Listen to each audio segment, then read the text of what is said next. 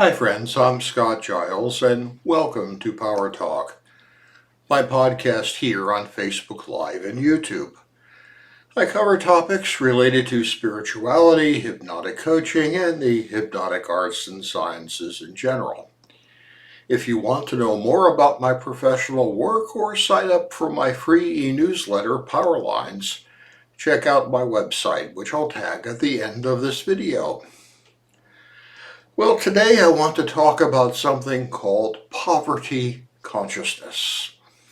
That's when you're so worried about money, you end up making bad decisions that cost you more. Poverty consciousness is living with an attitude of unnecessary scarcity and fear. Now, it's not an invitation to be careless or profligate or foolish about the management of your money, but as an example, consider someone who needs to purchase a tool for their business. But instead of getting one that will do the job, they pinch pennies and buy one that really isn't fully reliable. And in the end, they will mess up the product or project they're working on and likely have to buy the more expensive tool downstream anyway, spending more than if they had just gotten what they needed to start with. And in the meantime, they get to struggle trying to make do with something lesser. Decisions like that, I think, hurt a person inside. Now, my personal rule has always been to have only the stuff I need. I hate clutter and I'm something of a minimalist. But to have what I need in the best quality I can afford. Now, it's not always the best quality there is, but it's the best I can reasonably afford. I do this because I like quality tools and enjoy using them, whether a well-designed piece of electronics or a finely crafted kitchen tool. Another reason is that this keeps me from the temptation to indulge in clutter. Because if you're buying stuff at the higher end, well, you probably can't afford to acquire a whole lot of clutter, and that's a good thing, not a bad thing. But on the flip side, just because you paid for something doesn't mean you should be hanging on to it if you're not using it seriously or plan to. I mean, I've met lots of people who cling to clutter because they think it has value and they don't want to throw away or donate something valuable. But frankly, unless we're talking about things like a rare coin or stamp collection or family jewelry, I really believe that in most cases, hanging on to stuff you don't need or use because you think it's valuable is an illusion. It may seem valuable to you, but it's very much an open question if it's going to be valuable to someone else. I mean, I've seen people put stuff on eBay, convinced it's going to be worth hundreds of dollars, only to discover the top bid was $4. It cost more to ship the thing than you could sell it for. Poverty consciousness ends up being an excuse to hang on to clutter that you should discard. It might have value, I can't get rid of it. Poverty consciousness encourages you to make do with things that could actually result in a lower quality experience for you. And there's a price you pay for that. It's a spiritual or psychological price, but a price nonetheless.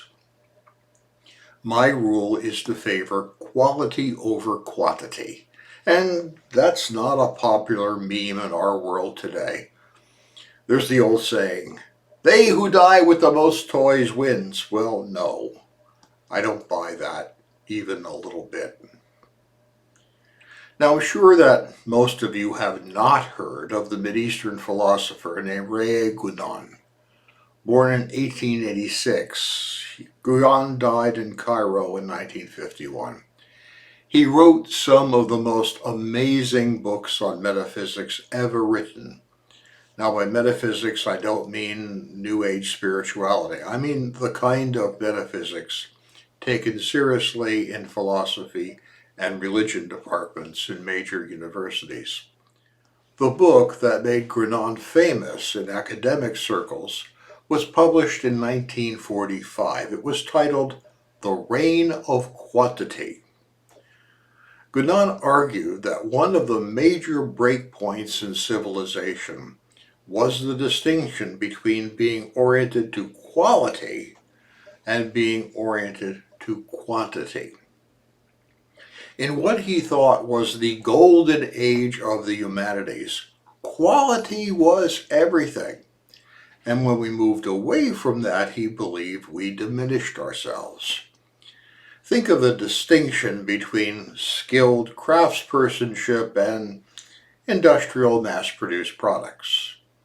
Guénon believed the former nurtured the human spirit while the latter hurt it. As an example, compare a burger from a fast food joint, over 12 billion sold, the triumph of quantity, to a meal prepared by a chef or a skilled home cook. There's no comparison, according to Guénon, and I sort of agree. I'll take the home-cooked version every time. Well-crafted things are made and valued because they're good and fine. Industrial things are valued because you can make them inexpensively and make a lot of them. Guénon showed that that's a big difference and results in a big difference in the sort of society we create together. Now, everyone has to make their own decision about this sort of thing, but I really like my rule. Have only what you need, but have it in the best quality you can afford. It will work better, probably last longer, will be a joy to use, will protect you from acquiring unnecessary stuff. Don't try to scrimp about the things you really need. A poverty consciousness will diminish you and the quality of your experience, and that's never good. You'll do your best work and have your best life if you're happy about how you're doing it. Hey, thank you for your time and attention today. I'll be back next week with another talk on a different subject. I'd like to invite you to join me. It does help me if you let others know about my work, so please like, share, and subscribe. And if I can be of help to you, feel free to reach out through email, my website, or my Patreon channel. Have a great week.